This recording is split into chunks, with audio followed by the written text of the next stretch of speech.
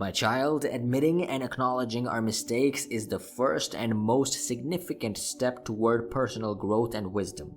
Yet this initial step, the actual act of facing the truth of our actions or inactions, is often the hardest for many. Why is that? Because it requires a dismantling of our self-esteem and self-worth, forcing us to confront the often delusional self-image we have built. It means we have to come back down to earth and face the reality that we have caused damage, created chaos, or failed to meet expectations. There's a visceral discomfort in recognizing our shortcomings. It brings forth feeling of incompetence, shame, and unworthiness, emotions that we instinctively want to avoid. Many of us despise this sensation, and I include myself among those who find it agonizing. The truth is, admitting to our mistakes often triggers a flood of uncomfortable emotions, primarily because it challenges the identity we have carefully constructed. It can feel like an interpersonal smackdown, a clash between our inflated self-image and the cold, hard reality of our failings. People who exude high arrogance, those who consider themselves perfectionists, or individuals who have forgotten where they came from tend to struggle the most with this. The larger the ego, the harder it is to confront the truth of one's action. For them, admitting mistakes is not just about acknowledging a fault. It's about shattering the grandiose identity they have constructed. In the absence of self-reflection, it's all too easy to redirect blame onto others, to point fingers, and to deflect responsibility. Ego can also be used as a tool. Your ego can be used properly. Your ego can be channeled to do positive things. But that's a different topic for some other day. Moving on. When life does not go as planned, our immediate instinct is often to look outward.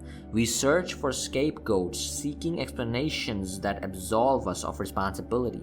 Perhaps someone sabotaged us, or external circumstances conspired against us. It's a defense mechanism. It helps us sidestep the harsh reality that our own choices may have led us to this point. Historically, when there was no one left to blame, we even resorted to blaming the spirits or forces beyond our control. However, the root cause of most of our failures and miscalculations lies within us, our own irrational thoughts and behaviors. A hard truth is that we are often our own worst enemies. The fears that drive our resistance to accountability are powerful. Fear of inadequacy, fear of losing control, fear of tarnishing our reputation, fear of isolation. These fears create an immense burden, making the prospect of taking responsibility feel like an insurmountable weight. To grow, we must first feel that pain of admission, acknowledge your deficiencies. It's the only way to chart a course for improvement. Recognizing mistakes is not just an exercise in humility, it's a crucial aspect of growth. How can you fix what you don't acknowledge? Your fear stems from unresolved insecurities that whisper in your ear, convincing you that admitting a mistake equates to failure. There is nothing shameful about owning your errors. For the foolish, it may invite ridicule, but for those who understand the value of integrity, it commands respect. Accountability is the cornerstone of personal development, and without it, progress stagnates. It's essential to foster an environment where accountability is embraced both personally and within our teams. This concept often carries a stigma similar to that of conflict or giving feedback. Many shy away from accountability because of past experiences marked by shame and judgment. So how do we navigate accountability without invoking these negative feelings? Creating a culture of accountability is a delicate balance. It's vital to recognize the discomfort that comes with it, both ourselves and others. We have all faced the pressures that come with commitments, the fear of disappointment, the anxiety of breaking our word.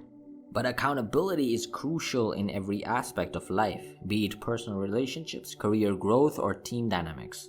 Without it, we struggle to push ourselves beyond our limits and achieve our goals.